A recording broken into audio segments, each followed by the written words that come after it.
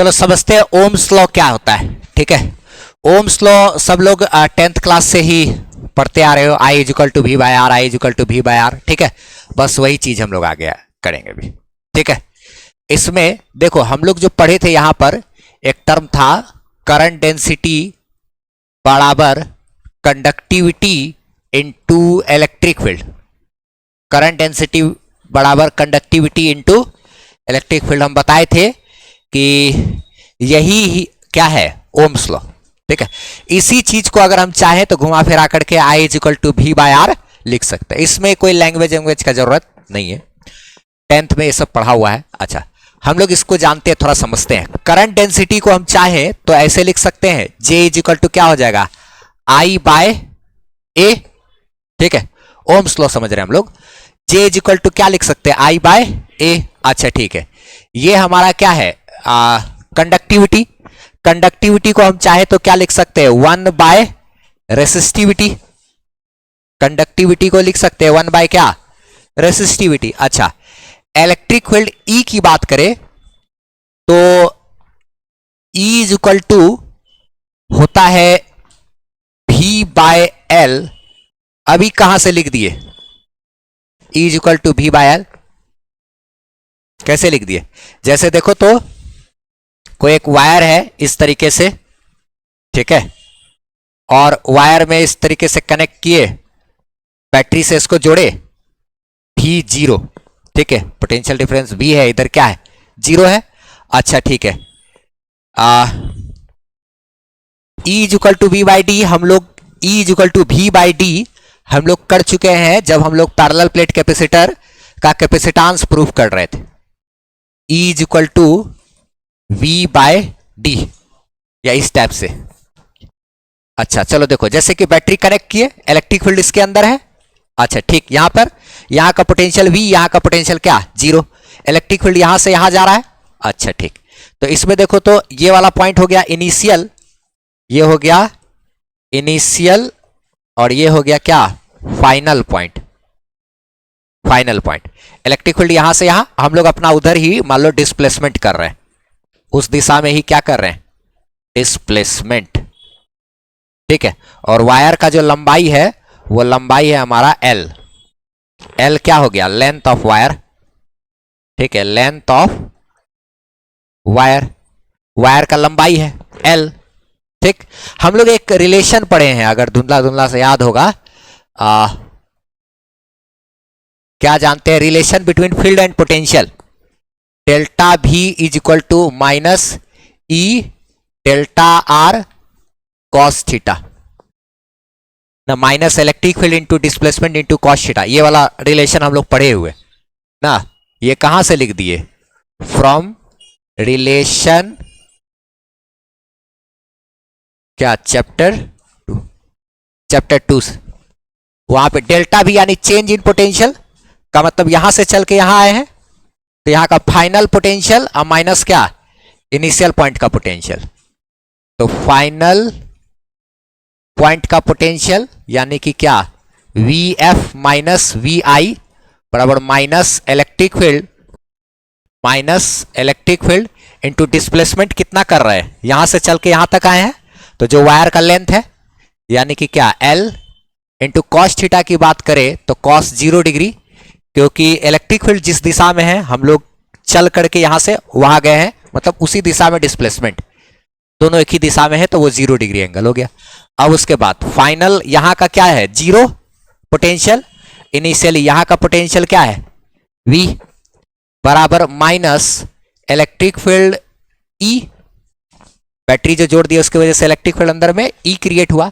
Length की बात करें ये तो डिस्प्लेसमेंट है L, ऐसे ही हो गया, cos 0 क्या होता है 1, तो उसको छोड़ दिए। अच्छा यहां से देखो तो minus V is equal to minus EL, इसीलिए ये तो माइनस माइनस खत्म हो गया ना, तो V बराबर क्या है EL, इसीलिए V बाय L बराबर क्या E बराबर क्या V बाय L डाल दिए। अच्छा ठीक है, यानी कि पोटेंशियल डिफरेंस यहां और यहां में V माइनस 0 पोटेंशियल डिफरेंस अब भागा क्या लेंथ, ठीक, ऑफ वायर। वो डाले तो वो क्या हमको दे दिया, इलेक्ट्रिक फील्ड। तो इलेक्ट्रिक फील्ड की जगह पे हम लोग V बाय L डाल दिए। अब इसी चीज में आगे हम लोग अगर समझे तो I by A is equal to, यहां क्या दिया हुआ है, I by A is equal to 1 by rho into V by L, यही लिखा हुआ है। अच्छा ठीक, इसको कैसे, रो इंटू एल बाय, अच्छा चलो इसको लिखो तो जरा सा, A by I is equal to rho into L by भी लिख सकते हैं। देखो दोनों तरफ हम पलट दिए, सिर्फ दोनों तरफ सिर्फ पलटे हैं, इसको भी उल्टा कर दिए, इस वाले को भी क्या उल्टा कर दिए, रिवर्स कर दिए। अच्छा ठीक, अब देखो तो यहां पे क्या हो गया, 1 by I is equal to क्या, rho into L by A into क्या है भी। अच्छा ठीक ठीक ठीक, ये rho into L by A है ना, ये रो है क्या, मटेरियल, जिस मटेरियल का तार बना हुआ है उसका रेसिस्टिविटी, और एल क्या है, तार का लंबाई, और ए है तार का क्रॉस सेक्शनल एरिया, तार का ये क्रॉस सेक्शनल एरिया, ये ए, एल हो गया तार का लंबाई, रो हो गया क्या, मटेरियल, जिस मटेरियल का बना है उसका रेसिस्टिविटी। अच्छा, जिस मटेरियल का बना है उसका क्या है, वो रेसिस्टिविटी है। तो रो इंटू एल बाय ए को ही रेसिस्टेंस बोलते हैं। 1 बाय आई करंट बराबर rho into L by A को क्या बोलेंगे, रेसिस्टेंस, भागा क्या, वोल्टेज, वापस आई भागा 1 इज इक्वल टू क्या, V बाय आर, यानी कि I इज इक्वल टू क्या है, V बाय आर। यही चीज हमको करना था। यहां पे एक बात ध्यान रखना है, R बराबर क्या होता है, रो इंटू एल बाय ए, और ये rho into L by A ये बहुत VVI चीज है एकदम। इस पर नीट में भी लगातार कई बार क्वेश्चन पूछा है, एकदम बच्चा वाला क्वेश्चन, जैसा बिहार बोर्ड में पूछा था वैसे ही सेम टू सेम क्वेश्चन इधर 2-3 साल से नीट में भी पूछ रहा है। तो इस पर एक न्यूमेरिकल भी हम लोग करेंगे। पहले एक काम करते हैं, I is equal to V by R वाला था चीज है, पहले इसको लिखते हैं, फिर तब उस पर चर्चा होगा। ये और फिर ये ओम्स लॉ, अच्छा ठीक, I is equal to V by R, यहां तक तो हम लोग कर लिए, ठीक है। अच्छा, अब इसमें आगे हम लोग बात करते हैं, यही क्या है, इसको भी कहा जा सकता है क्या, ओम्स लॉ ना, I is equal to V by R. इसमें I is equal to V by R जो लिखा हुआ है ना, इसको थोड़ा सा अच्छे तरीके से समझ लो। जैसे कि अगर ये ऐसे करके रेसिस्टेंस दिया हुआ है, ठीक है, और ये वाला पॉइंट है A और ये वाला पॉइंट है क्या, B। अच्छा, अगर करंट ऐसे करके चल रहा है, करंट ऐसे चल रहा है, रेसिस्टेंस है ये बीच में क्या, R, तो ये जो फॉर्मूला लिखा हुआ है ना, I is equal to V by R, इसमें एक बात ध्यान से समझो, करंट हमेशा हाई वोल्टेज से लो वोल्टेज की तरफ जाता है। किधर से किधर जाता है, हाई वोल्टेज से लो वोल्टेज की तरफ, ठीक है। हमेशा करंट किधर से किधर जाएगा, हाई वोल्टेज से लो वोल्टेज की तरफ, ठीक है। तो हाई वोल्टेज से लो वोल्टेज की तरफ जाएगा, और इस तरीके से करंट ऐसे पास कर रहा है, तो इसका मतलब इस रेसिस्टेंस के इधर का वोल्टेज ज्यादा है और रेसिस्टेंस के उधर का वोल्टेज कम रहता है, ठीक है। तो I is equal to V by R जो ओम्स लॉ का फॉर्मूला है, उसमें I तो वो करंट है जो पास कर रहा है, R रेसिस्टेंस हो गया, लेकिन जो V होता है ना, वो V एक्चुअल में क्या होता है वो समझाना चाह रहे हैं हम यहां पे भी। ये जो V है, ये V होता है potential difference across resistor, resistor के दोनों तरफ के का क्या, पोटेंशियल डिफरेंस, यानी इस A पॉइंट का पोटेंशियल और माइनस B पॉइंट का पोटेंशियल भागा R, यही है मेरा क्या, ओम्स लॉ में I is equal to V by R का मतलब। ओम्स लॉ में I is equal to V by R का अर्थ यही होता है कि जो I तो करंट है, R रेसिस्टेंस है, और ये जो V रहता है वो क्या रहता है, potential difference across resistor, resistor के दोनों तरफ का पोटेंशियल का अंतर, उसको लिखते हैं लैंग्वेज में। हाँ, तो क्या इसमें I is equal to V by R में जो V होता है वो क्या होता है, potential difference across resistor, resistor के दोनों तरफ का पोटेंशियल का अंतर होता है एक्चुअल में, ठीक है। और R हमारा रेसिस्टेंस है, I हमारा क्या है, current, I is equal to V by R. अच्छा ठीक, अब एक बात यहां पे और नोटिस करने वाला क्या क्या चीज है देखो खास यहां पे निकलता है, पहले समझते हैं। चूंकि हम लोग फॉर्मूला पढ़े अभी I इज इक्वल टू क्या, V बाय आर, ठीक है। इसमें जरा सा थोड़ा सा हम लोग रेसिस्टेंस पे चर्चा करते हैं, रेसिस्टेंस जो होता है उस पर थोड़ा सा चर्चा करते हैं, फिर ओम्स लॉ का लिमिटेशन भी हमको समझना है, ठीक है, सारा डिटेल इसमें समझते हैं। तो रेसिस्टेंस की अगर बात करें हम लोग, तो रेसिस्टेंस पे अगर चर्चा करेंगे तो R बराबर, देखो तो किसको हम रेसिस्टेंस बताए थे, रेसिस्टेंस जो बताए थे वो यहां पर लिखा हुआ है, R बराबर क्या था, rho into L by A, rho into L by A, rho into L by A को क्या बोले थे, रेसिस्टेंस। अच्छा ठीक है, यहां पे रो इंटू एल बाय ए, तो इसको जरा सा देखो ध्यान से, R बराबर क्या होता है, rho into L by A.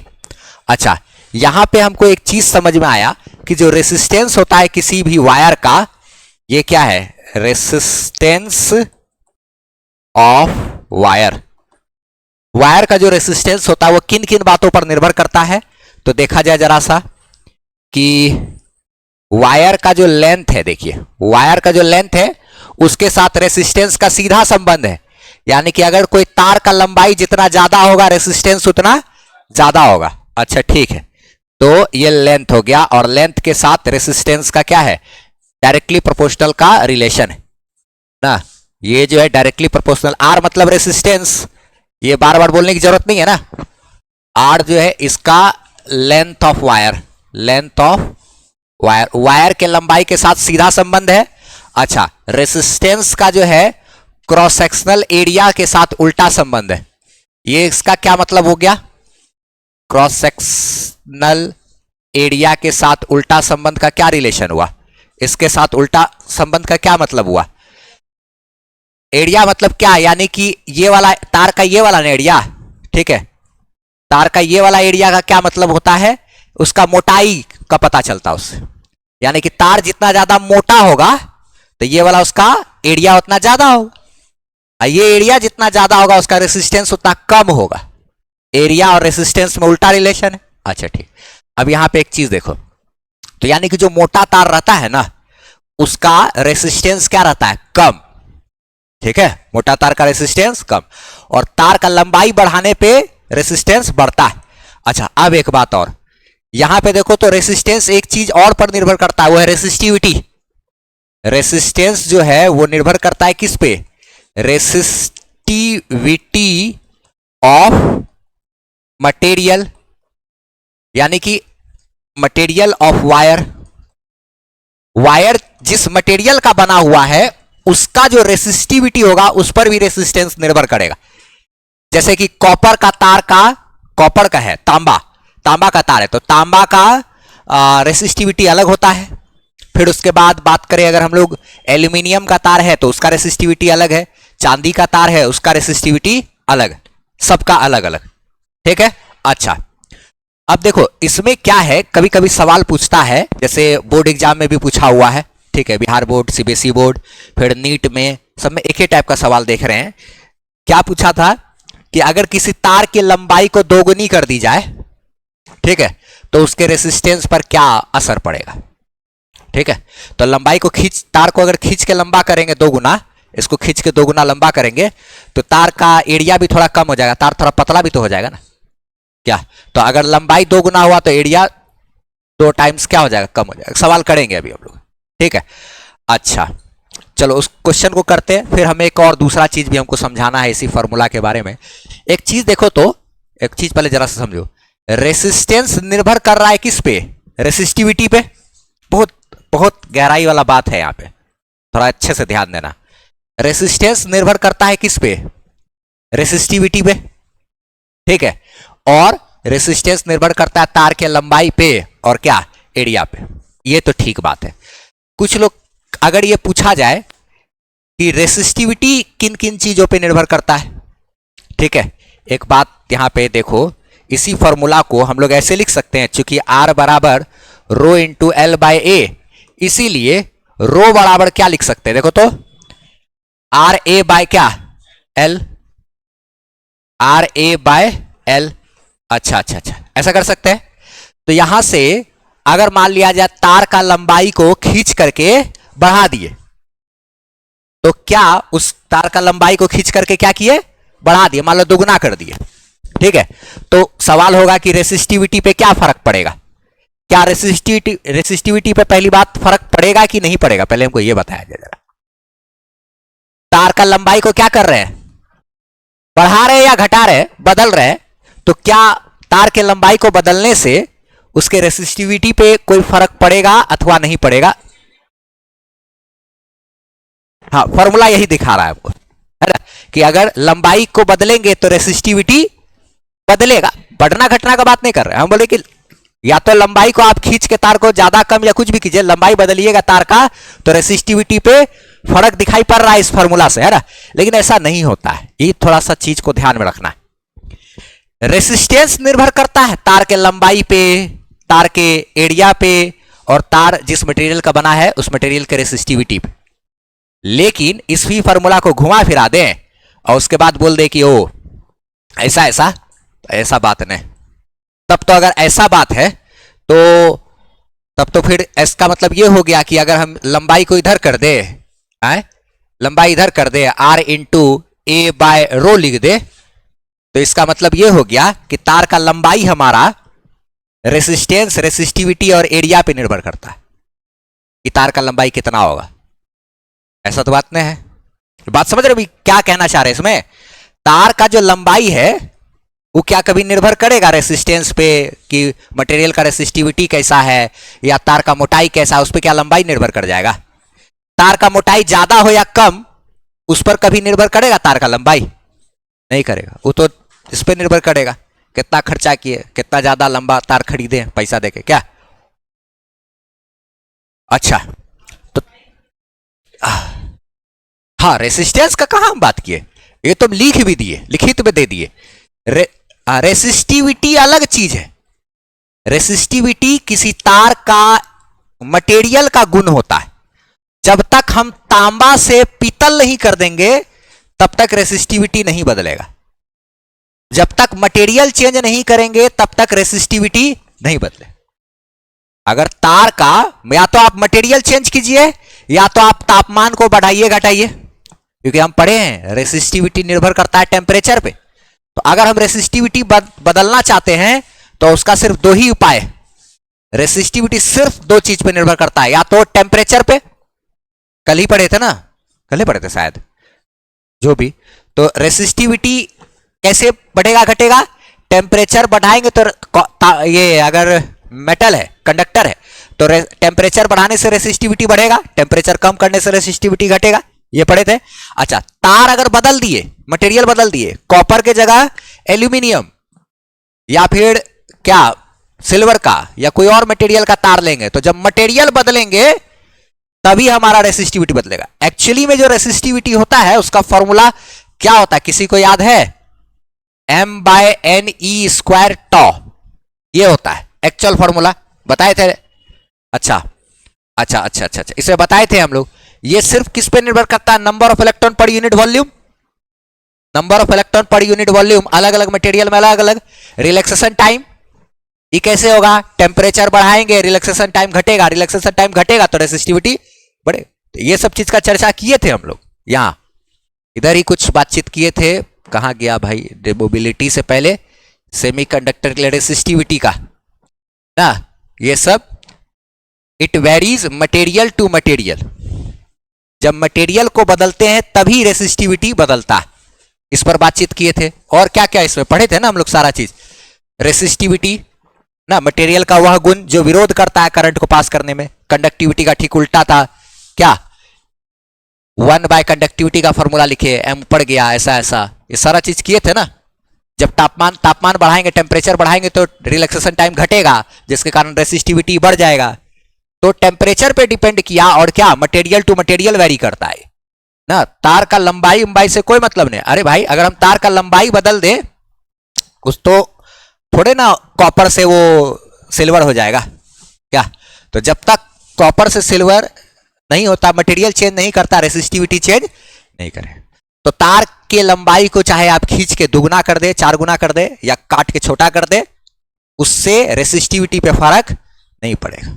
Resistivity को अगर बदलना है तो फिर आपको टेम्परेचर के साथ छिड़कानी करना पड़ेगा। टेम्परेचर अगर बदलेंगे तब रेसिस्टिविटी पे फर्क पड़ेगा, और रेसिस्टिविटी पे फर्क पड़ेगा तो रेसिस्टेंस पे फर्क पड़ेगा, क्योंकि रेसिस्टेंस का फॉर्मूला में रेसिस्टिविटी है। समझे बात? तो ये सब चीज एक थोड़ा सा था डिस्कशन वाला पॉइंट, ठीक। इसको हम नोट डाउन करके जरा लिख देते हैं, यही सब बात करें तो कंफ्यूजन हो जाता है अक्सर। एक ये सवाल हमेशा से पूछा है बच्चा सब कि सर अगर क्या कहते हैं, मान लीजिए एक न्यूमेरिकल दे दिया, ठीक है, ऑब्जेक्टिव में बोला क्या कि अगर ये किसी तार की लंबाई को खींच के 2 गुना कर दी जाए तो उसके रेसिस्टिविटी में कितना बदलाव आएगा, तो क्या लिखना पड़ेगा? नो चेंज ना। लेकिन अगर बोलेगा कि तार को खींच के 2 गुना कर दिए हैं तो रेसिस्टेंस पे क्या इफेक्ट पड़ेगा, तब बनाएंगे सवाल। उसको अभी हम लोग करते हैं, वैसा सवाल भी करते हैं। वैसा सवाल बिहार बोर्ड में भी पूछा हुआ है, सीबीएसई बोर्ड में भी पूछा हुआ है, एनसीईआरटी में भी दिया हुआ है, नीट में भी इस बार 3-4 बार पूछा है लगातार। चलो देखते हैं, पहले इसके बारे में हम लिख देते हैं, ये छोटा सा नोट डाउन करके ये बात जो हम समझाएं, ठीक है। क्या लिखे देखो तो ना, इसके बाद इसके बारे में क्या क्या लिख लिया हम लोग कि resistivity of any wire only depends on क्या, मटेरियल यूज्ड एंड टेम्परेचर। किसी भी वायर का जो रेसिस्टिविटी होता है सिर्फ इस बात पर निर्भर करता है कि हम कौन से मटेरियल का इस्तेमाल कर रहे हैं तार को बनाने में, और जो टेम्परेचर है वो कितना है। टेम्परेचर बढ़ाएंगे तो रेसिस्टिविटी बढ़ेगा, टेम्परेचर कम करेंगे तो रेसिस्टिविटी कम हो जाएगा कंडक्टर के लिए ना। सेमीकंडक्टर का उल्टा कहानी है, कंडक्टर के लिए है ना। अच्छा, फिर उसके बाद resistivity does not depends on length and cross sectional area of wire. Resistivity कभी भी तार के लंबाई और उसके मोटाई यानी क्रॉस सेक्शनल एरिया पे निर्भर नहीं करता है, ठीक है। इससे रिलेटेड एक क्वेश्चन यहां पर एक छोटा सा देखो। चलो ये बात तो समझे, उसके बाद एक क्वेश्चन है, देखो क्या चीज क्वेश्चन में बोल रहा है कि if resistance of a wire is 64 ओम, एक तार का जो रेसिस्टेंस है वो 64 ओम है, ठीक है। बोला क्या कि it is now stretched to double its length. अब उसको खींच करके उसके लंबाई को 2 गुना कर दिया गया, ठीक है। तो then calculate its new resistance. तार के लंबाई को खींच के 2 गुना कर दिए हैं, तो अब उसका नया क्या बताइए, रेसिस्टेंस बताइए, ठीक है। ये एक इंपॉर्टेंट क्वेश्चन हो गया, ठीक है। अच्छा, तो पॉपुलर भी है, चलो समझते हैं। यानी कि क्या बोला, या कि एक तार लिया है इस तरीके से, ठीक है। तार का लंबाई है L और इसका क्रॉस सेक्शनल एरिया क्या होगा, A, ठीक है। तार का लंबाई है L, क्रॉस सेक्शनल एरिया क्या है उसका, A, ठीक है। अच्छा, तो अभी जो इसका, अच्छा ये जो मटेरियल यूज किए है वो मटेरियल का रेसिस्टिविटी मान लिया रो होगा, एक ही मटेरियल है ना, रेसिस्टिविटी तो बदलेगा नहीं।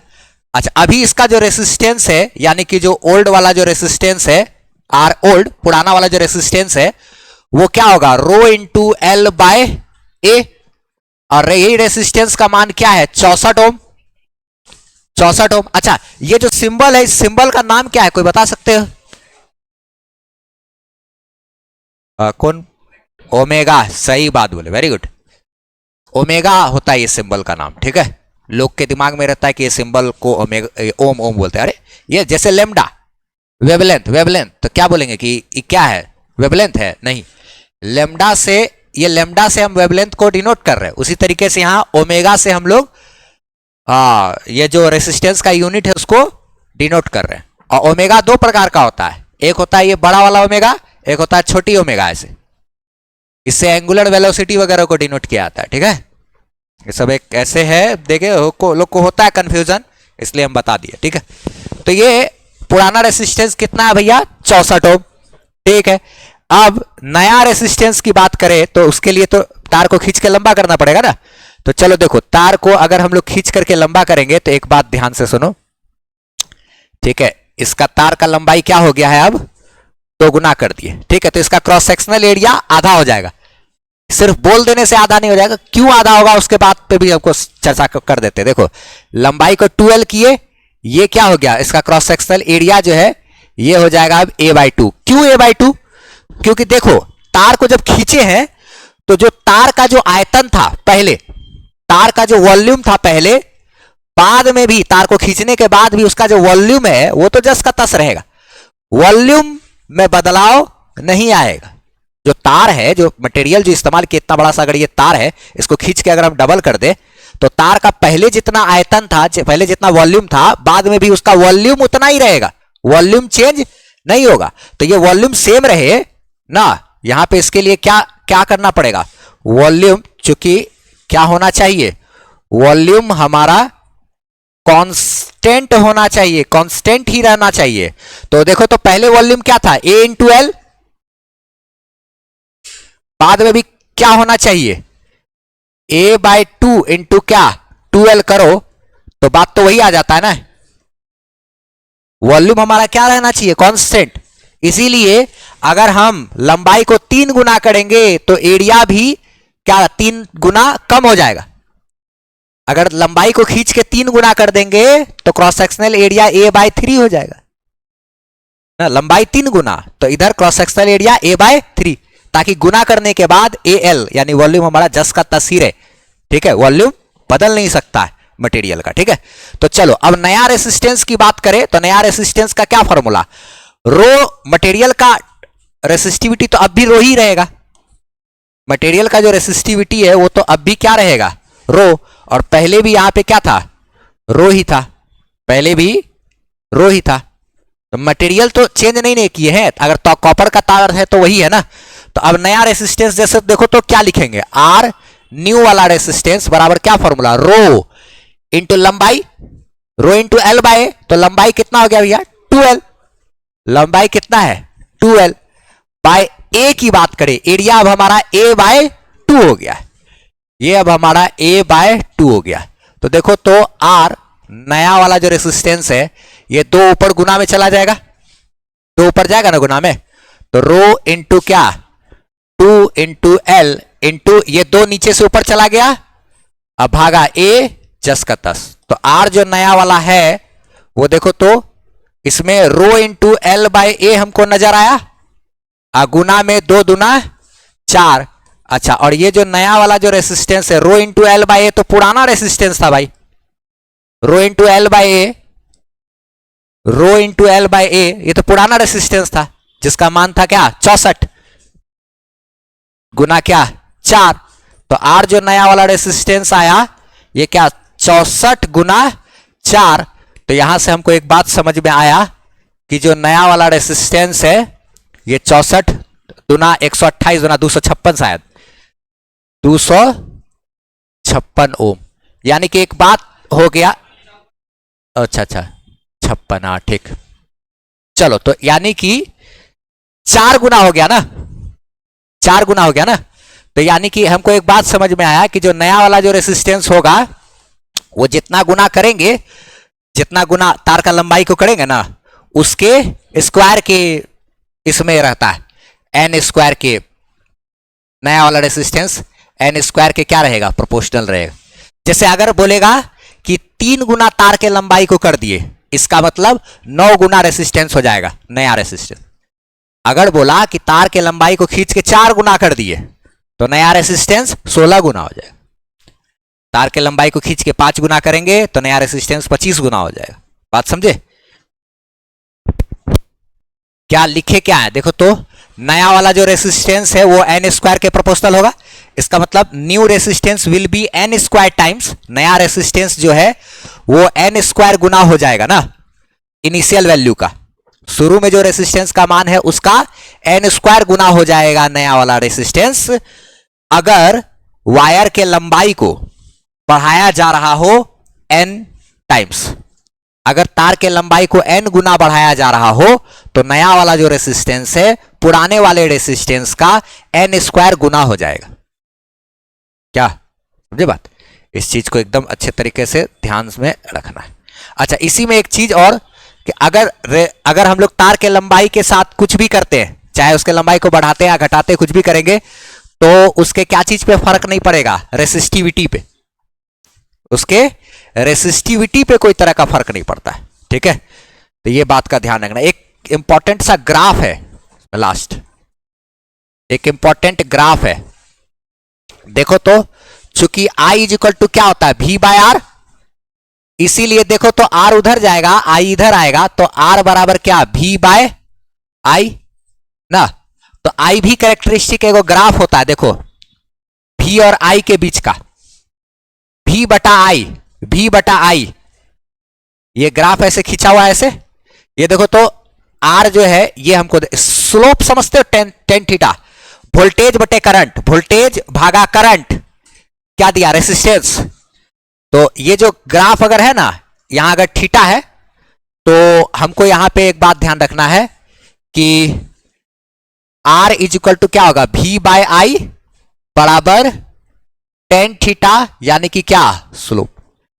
तो इसका मतलब अगर वोल्टेज और करंट का ग्राफ दिया रहे तो उसमें करंट वाले एक्सिस के साथ वो जो ग्राफ जितना एंगल बनाता है उसका टेन थीटा हमको क्या देगा, रेसिस्टेंस ना।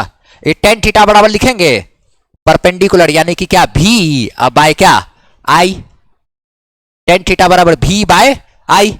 अच्छा अब एक सवाल देखो, क्वेश्चन देखो, तो यहां पे एक क्वेश्चन में हम लोग समझते हैं, जैसे कि अगर ऐसे करके दे दिया है, V है और I है, ठीक है, तो एक यहां पे बना रहा है ये 30 डिग्री, तार A है, और ये क्या है, तार B है, ये बना रहा है क्या, 60 डिग्री, ठीक है। तो इसमें हमसे पूछेगा कि किसका रेसिस्टेंस ज्यादा है, तार A का रेसिस्टेंस ज्यादा है कि तार B का रेसिस्टेंस ज्यादा है, तार B का, क्योंकि 1060 ज्यादा होता है 1030 से, क्या रेसिस्टेंस तो वही है ना। यहां पे RA बराबर क्या हो गया, 1030, यानी कि क्या, 1 बाय रूट 3। RB बराबर क्या हो गया, 1060 यानी कि क्या, रूट 3, ये ज्यादा होता है, तो यहां लिखेंगे क्या, RB इज मोर देन क्या, RA। सवाल हो सकता है इस टाइप का कुछ भी, ठीक है।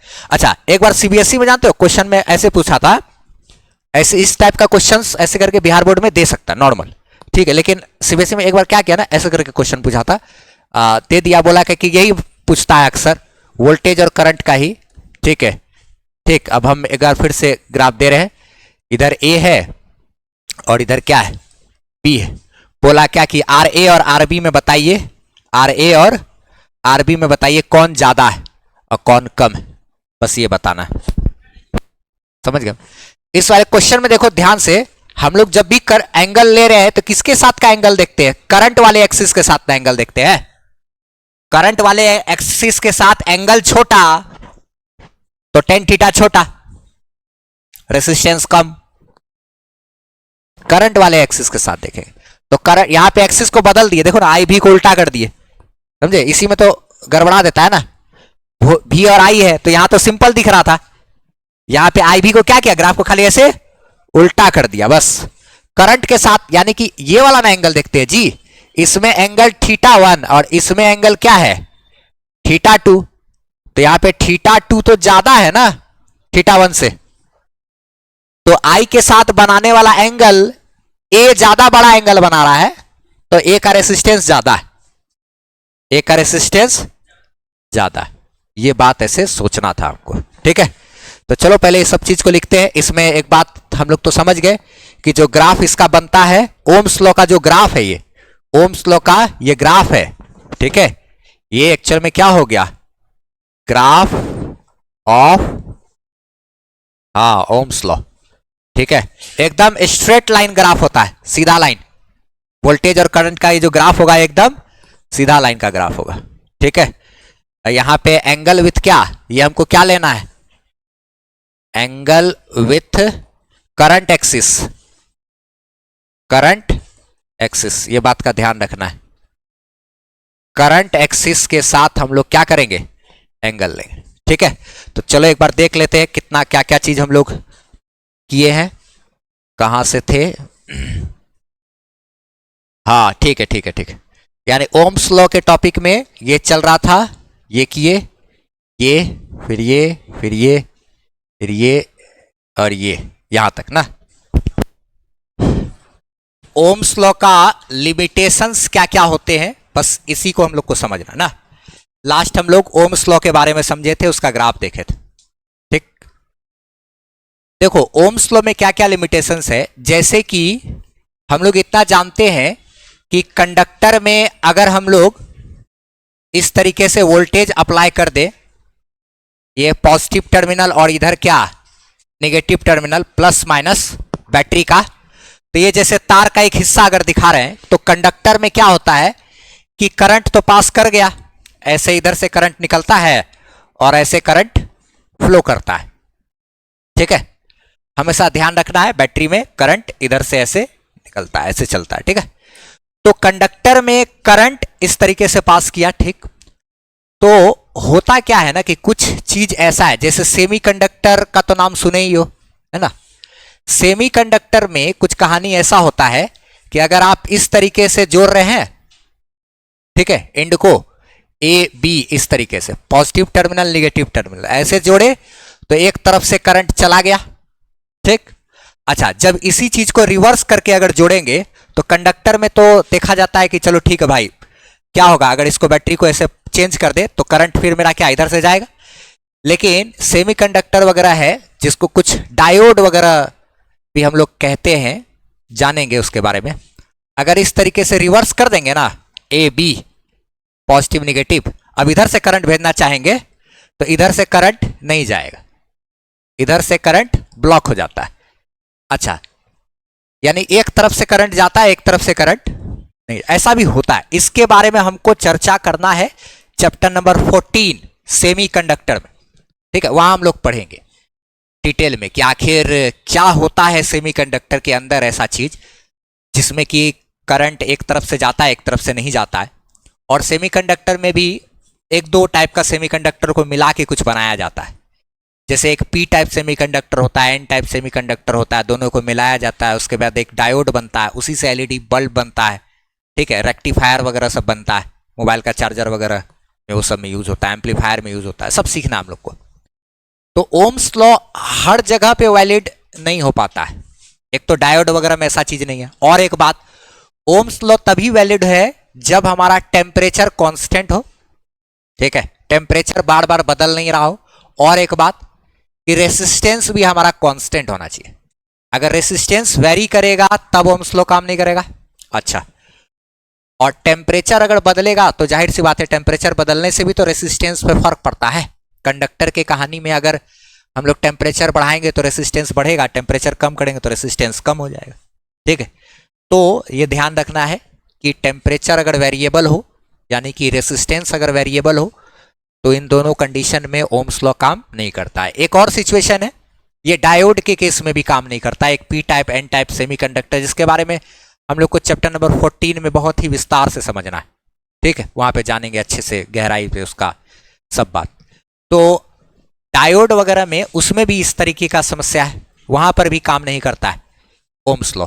जैसे हम लोग नॉर्मल जो ग्राफ पढ़े हैं V और I का, ये एक स्ट्रेट लाइन होता है, और यही जो एंगल थीटा है हमारा, यही टेन थीटा, इसका हमको क्या दे देता है, रेसिस्टेंस।